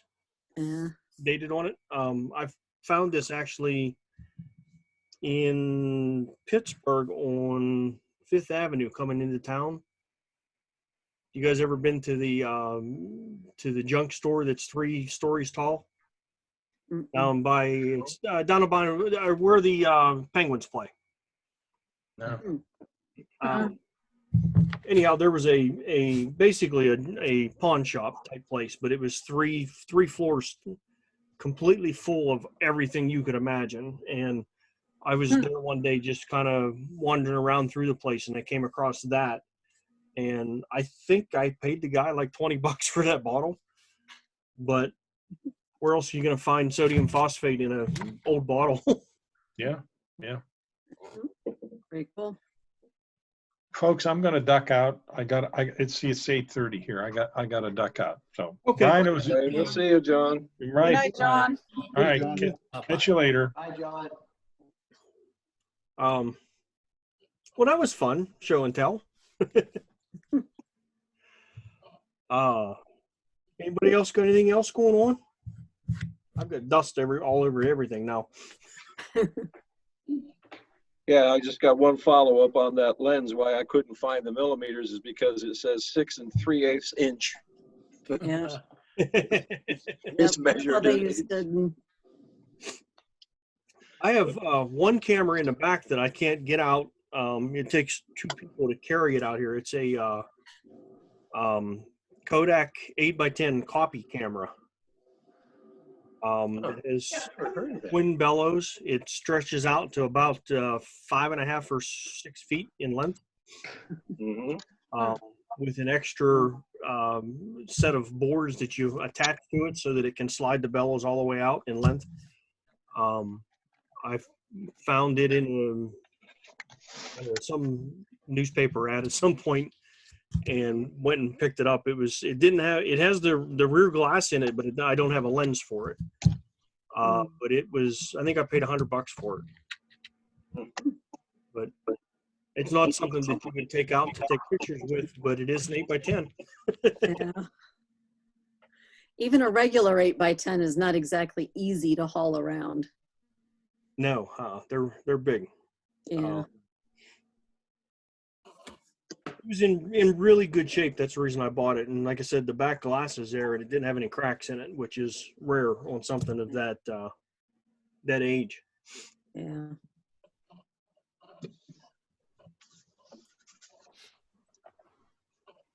DL, I like your background. Yeah, it looks like a screensaver. Yep. Actually, if DL can hear me, did you want to say anything about the new Art All Night?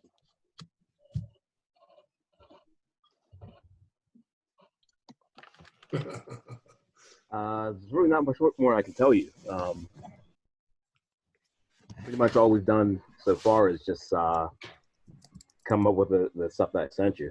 There's no more details yet. Okay. Well, basically, Art All Night is going to go to digital this year since they really can't get together and do it. So they're going to do a digital Art All Night. And DL sent me some stuff. Marty, I don't think I sent it over to you, but I'll get it over to you to put in the newsletter. about it. So if you want to participate in Art All Night this year and you don't have to go out, you can do it digitally now. Oh, that's neat. Yeah. Yeah, registration opens up May 1st, and the website should open up hopefully Monday. Oh, Cool. I will have to check it out. Hey, Brian. Yes. I've done something in my house. I don't know. It probably wouldn't be good for a lot of people who do big shows, but new people. I have a 4x16 display place in my hallway that can be used for shows when I get it cleaned up. I have my artwork out there now. It's really interesting. Okay, you mean like to actually have a show at your house? Yeah. Oh, okay. Yeah, it's a 4x16 and it has the small hold lattice board on it. Okay. To hang pictures. And it's one of the things, and I have several people who want to do a small show here already. But yeah, once I get through this massive mess, it could be something good especially for the people who are new in the group. Okay. But anybody, I mean, it's just an interesting idea that I have. Okay, well, keep us updated on it then. Yeah. And since this house is a historic house and you come into it, you'd come to this through the original Ligonier Echo offices, newspaper office. It's an interesting. Anyway, I'll keep you updated. Bless you. All right. If I had my camera on, I'd show you what I have up there so you'd get an idea. Okay. But we can't figure out how to get my camera working on this. Okay. I do want to remind, I'm sorry, Brian. I was just going to say, when Margie comes out of the house, maybe she can figure it out for you. Yeah. Well, I'm not going out either. I'm mandated by my daughter not to go out. Yeah. We've reached the age where our daughter is giving us instructions. Boy, I better not ever reach that age. Yeah, you better watch out, Margie. Yeah, I don't listen to her. I tried that with my mom. I drove by the house the other day. She wasn't home. It didn't work. Well, my daughter, my granddaughter, and my son-in-law are all out in the public all the time, and so I figure I better respect them a little bit. I do want to remind everybody about the Photographer's Choice Challenge. We need to get some more, we need to get our photos going and put on it for this month. Did really great last month. Let me tell you, there was What's some photographer's choice mean? on the Reddit. But what's the definition of photographer's choice? Anything you want to put up there, probably not risque, but anything else that you want to put up there. Taken at any time? Anytime during the month of April. The rules still count as far as the idea is to try to get you to take pictures each month. Yeah, they'll shoot out the window. Yeah. Yeah. What if you took something a while ago and you edit it like Tiny Planet or Twirl or something like that with it now? Would that still count, or is that not? Yeah, a compositive, you mean? Well, like the Tiny Planet that I've made, or like when I did the twirls and things like that. Those are images that I took a while ago. Yeah. Like that's from last summer. But something new, but the same effect. I mean, y'all are putting up some really neat artistic designs that you're taking, pictures of. Yeah, but what I mean is, like, if I do a Tiny Planet, typically that image is new. Yeah. But it's using a photo that I took before April. Right. I would say yes. There you go. So I say typically the answer to that would have been no, because the picture wasn't taken. But considering the situation that we're in and a lot of people aren't going out, I don't have a problem with it. And Marty just said yes. So there you go. Okay. You've made it into a different photo. Yeah. Yeah. Yeah, Because that's what I it's was saying. with some stuff, it's completely different. Some things, but I would say if it was like completely different, then it would be something new. Okay. So if it's just a standard picture of The bird. your robin that you took, you can't use that for the April photographer's choice. Right. But if you've taken that picture from 3 years ago and completely changed it and done some really cool things to it, go ahead and use it. Okay. We'll see. I can still get out in the yard, and I might, if it doesn't actually rain for the next 3 days, I might do something. The rain's killing me more than staying inside is. Then make it work for you. Yeah. I still have to get on Reddit, Margie. So yeah, don't forget about participating in that because we only got a few days left in April. So try to get something up there. Yeah. And like Dennis said, take a picture out your window. There's actually a group on Facebook that just started. It's really huge at this point. That is pictures from your window. Yeah.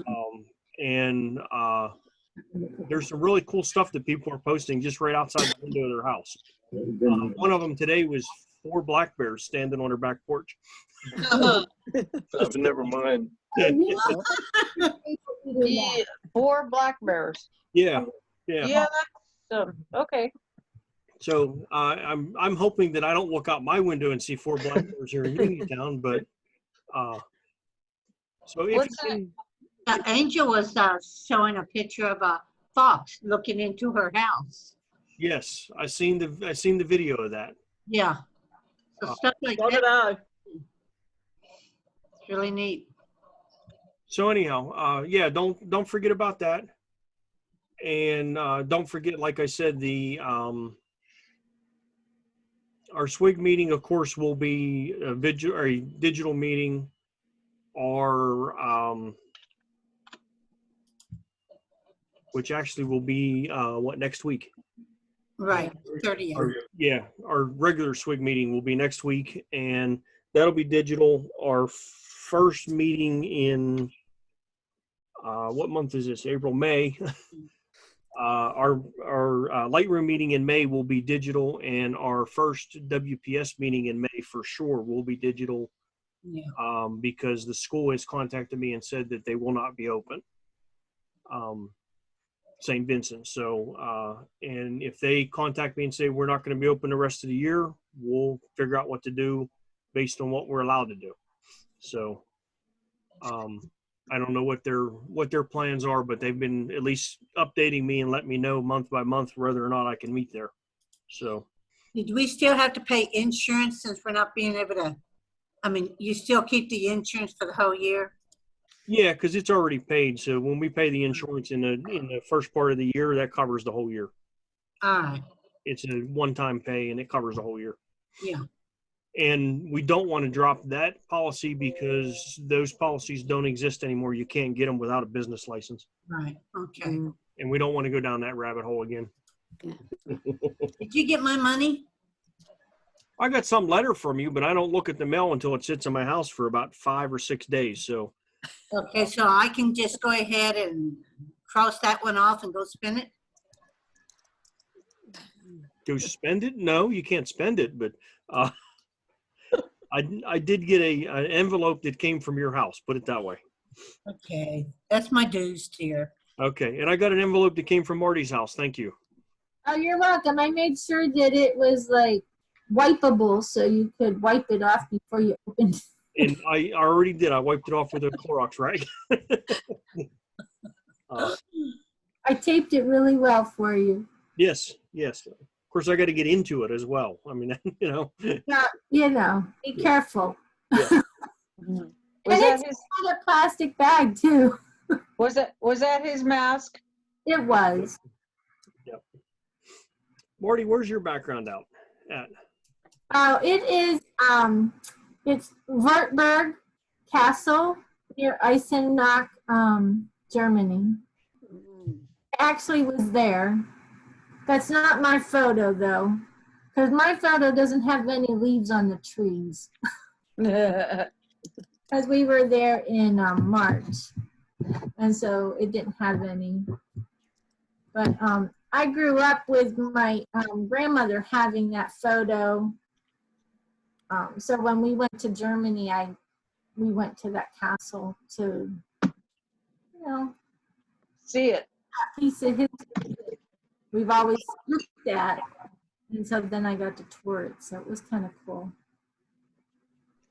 I think I read somewhere the other day that there's a virtual tour of Dracula Castle. That'd be neat. Yeah, I saw a link to it. My husband has been there. To Dracula's castle? When he was stationed in Germany. He and a couple of his friends went everywhere. And I think they snuck in. Right.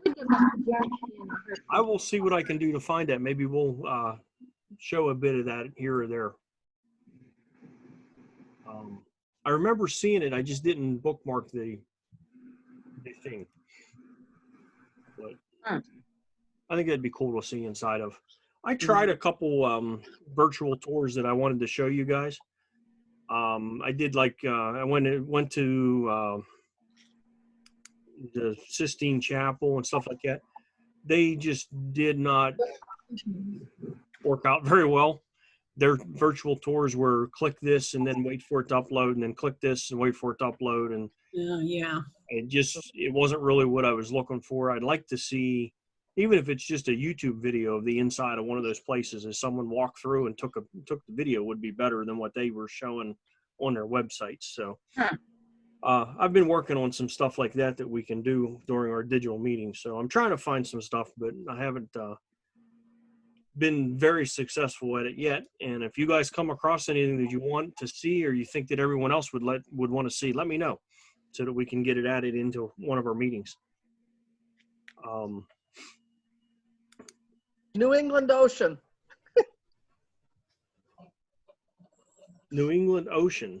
I know that that's a virtual tour. Oh. We can put that in our background if you want. I have some pictures, moving pictures of the New England Ocean. Actually, I found some. No, she did not. I found some video the other day of a racetrack in Ruffsdale, PA, that I didn't know existed. It was a dirt track in the 50s and 60s, and there were some videos from the late 60s. It was pretty cool to watch those cars run at a dirt track in Ruffsdale. So, is it right off of Route? I think it's 31. A little bit. It's called. It was actually called Motordrome Speedway, which most of us know Motordrome Speedway as being the one on the newsstand off of Route 70. Yeah. Right. But this was that's Motordrome 70 Speedway. This was actually the original Motordrome Speedway, and it is on Racetrack Road. Yep, I know exactly where it is. Okay. Because I drive right by there every day, and my next door neighbor used to race there. Okay, so Where is it, Beth? It's, oh, you know how I am with driving around. I know how to get places. I don't know the names of the roads. Okay. Okay, if you start out at Cracker Barrel, and Racetrack Road, come down and you take a right next to a house where the roof is caving in. Okay. And it's after the four-way, and it's after that spot where that plant blew up. All right. Months ago. Yeah. And you take a right, you go down that road, and you take a left that goes up a hill. That's Racetrack Road. Okay. And I don't remember what the other road is called, but when you take a left and go up the hill, that's Racetrack Road, and it goes up and it ends at 31, right by a farm that's got a big building and a farm stand now. Yeah, I know what you're talking about. Right there is where the racetrack was. Okay. I knew it sounded familiar. I just was it just was going out the window. There's the racetrack. It's screwed up now, Yeah. but Oh, okay. Huh. But anyhow, I thought it was pretty cool. It was neat to see the video of a racetrack there. Yeah, Yeah. there it is. That's Whenever it neat. listed, so That's on Google Earth. yeah, just look up Ruffsdale Racetrack. Oh, Right on Racetrack Road. It's right on Racetrack Road. Yep. Yep. And it's now like farmland, basically. yeah. Well, on that map, there was an equestrian center, maybe a couple hundred yards away, Mhm. where they were racing horses. Yeah. Well, the equestrian center is new. Ah, okay. So that Fairly was new. before that. Yeah, the farm market is Windy Heights. Yeah. The That's other where Nancy, road. yeah, that's you that's turn where on- Nancy's house is. Yeah. The other road that you turn on coming down from Cracker Barrel is Thompson Hollow Road. Yeah, that comes out right at Nancy's house. Yeah. Yeah, that road I definitely am very, very familiar with. Considering I go to that farm all the time. Yeah. All right. Anybody have any other questions or things that they would like to ask before we? Adjourn? Huh? Nope. Getting a new stick shift for my car. Okay, they're fixing that. Yep, not a problem. Cool. And nice seeing everybody there. I can see everybody except Marge. I like her dog. I like her too. Marge hasn't figured out how to do the video either. Oh, yeah, but I don't want to do the video. I'm going to put my cat picture up. Marge is going to help me. Yeah, I can do that. No, I don't want to do a video. That's the reason Trix is up. When we set this up, the camera worked. And then when we came on to the last meeting, it didn't work. So I don't know what's going. Hey, ladies, I have a question. Would you put your picture up if you put on your coronavirus mask? No. It would make me look better. There you go. That's all right. I was wearing mine at work all day. Mhm. Yeah. Yeah. Well, unfortunately, that's the way things are now, at least for a while. Yeah. That may last longer than just this too. The mask thing, that's going to be a long time, I believe. Yeah, I think so. I think that's a new way of life for a very, very long time. Need a vaccine. Yeah. Yeah. Well, they need to figure out whether having antibodies even actually helps to protect Yeah. you against it, which is still an unknown. Yeah. Give the scientists time. Yep. Give them time. The They'll nerds figure will it out. win. Yep. We'll eventually have a vaccine.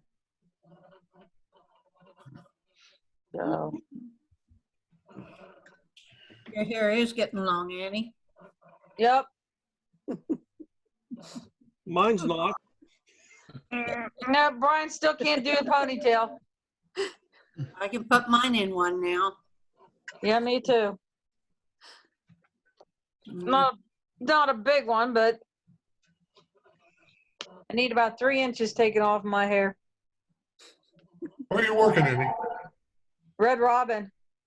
Thought you were at the steakhouse. I did. Oh. And then a former boss of mine was the assistant GM at Red Robin and called me and offered me more money and a better position eventually. And unfortunately, he was just left go last week. Yeah. They cut back on managers. We lost 2 managers last week. So, but yeah, I'm at Red Robin now. I've been there since the 1st of December.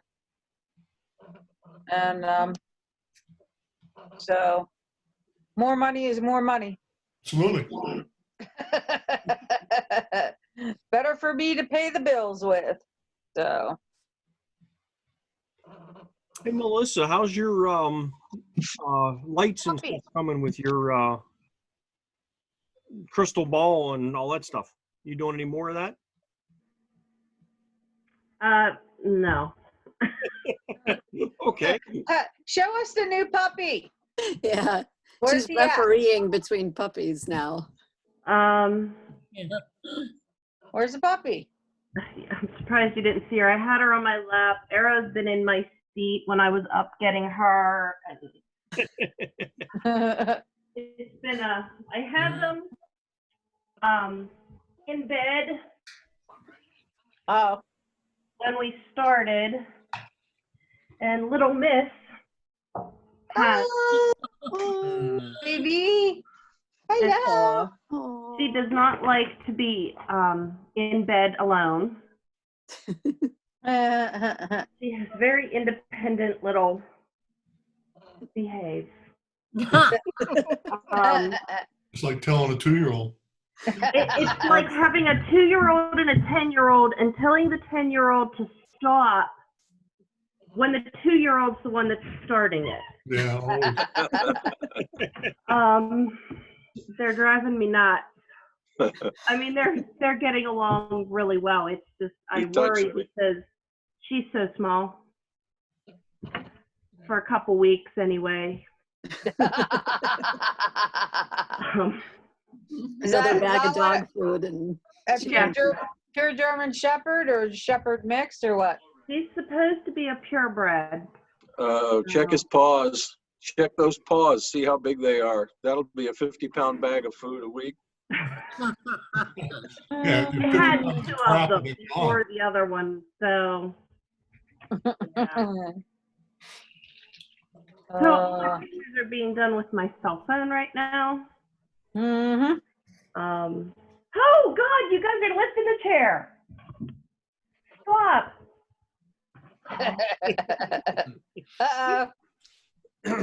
Sorry, started something. Puppy. Had to see the puppy. I have one puppy, that's enough.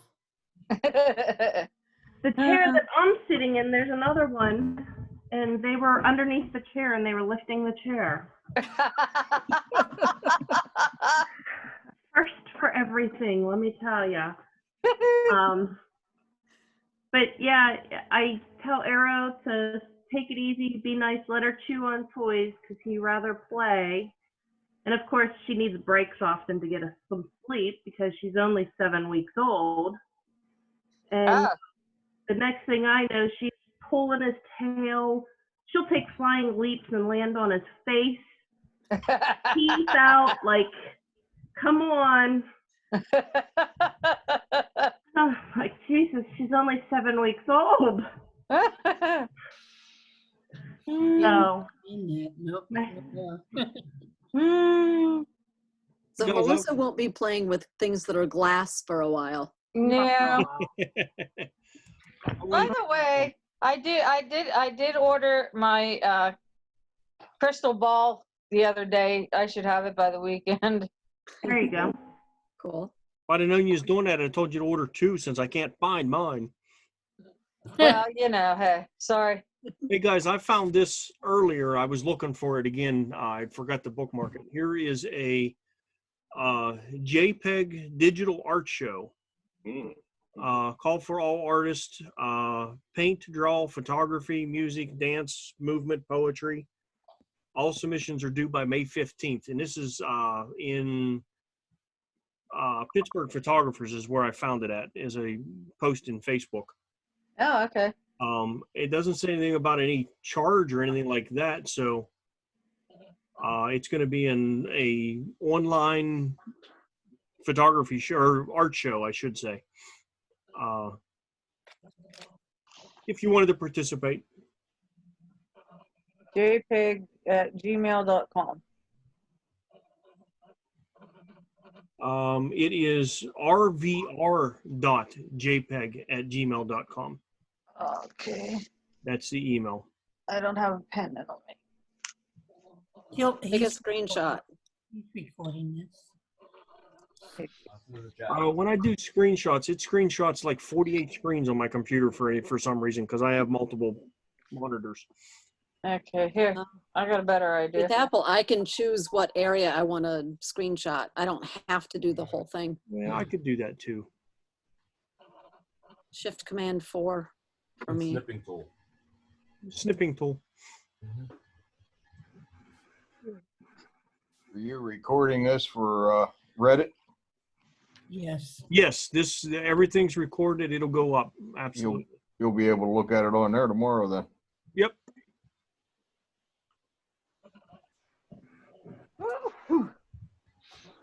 Excuse me. You can put it on on the newsletter too. That's right. I just took a photo of it. Yeah, I should do that. Hey, thanks. Let's mentioning that. Leave it up. What if I don't want to? What? What if I don't want to leave it up? Well, just do it anyway. Oh, my camera's in the car. Wait a minute. My husband's camera's not here.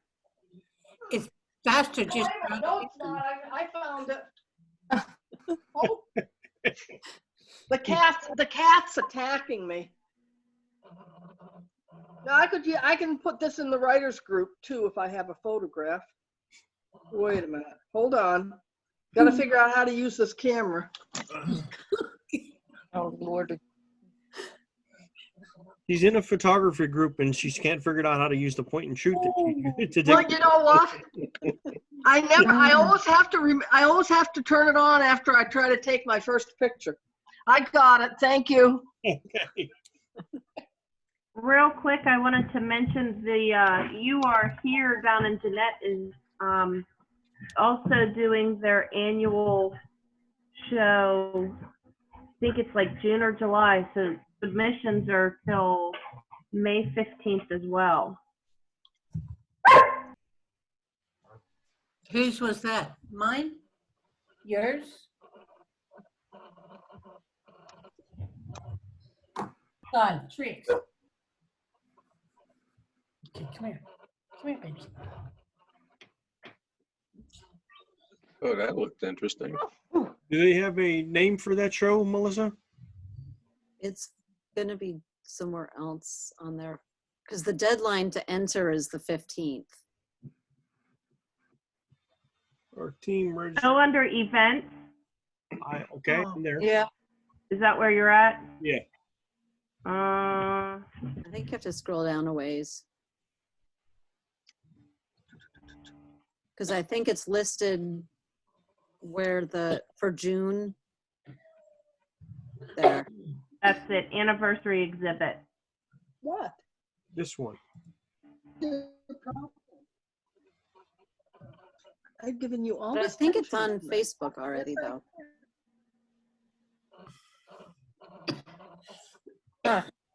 Okay. What is this? It's for the gallery in Jeanette called You Are Here. Is that where the exhibit was last year? No, that was Feathers Gallery that we were. Oh, yeah, okay.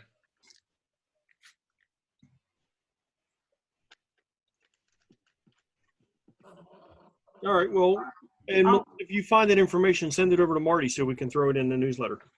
Yeah, I'll see if I can find it. Okay. Put it out there.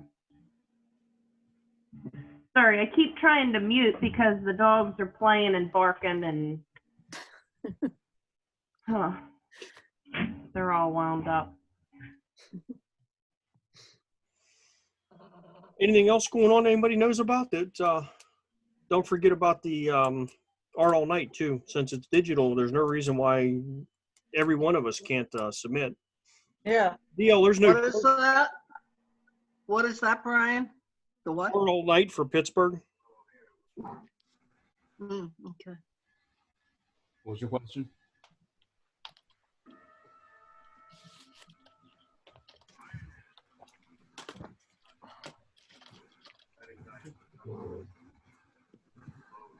What is it? What do you want? I just got a kiss from my cat. He didn't have his mask on?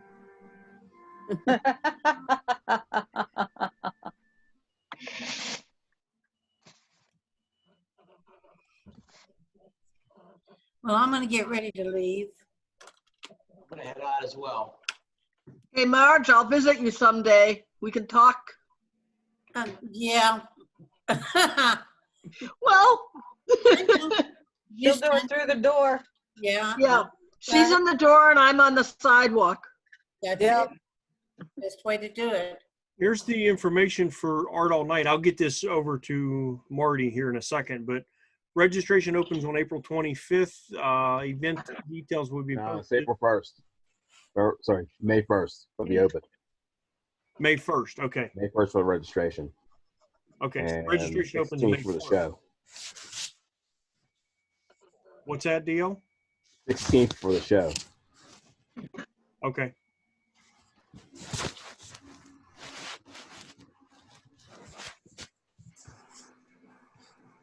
So there's some information I got up on the screen. The date is May 1st, not April 25th. Okay. So, and I will forward that to Marty right now. Actually, I think you already got that, Marty. Okay. I know I got something about it.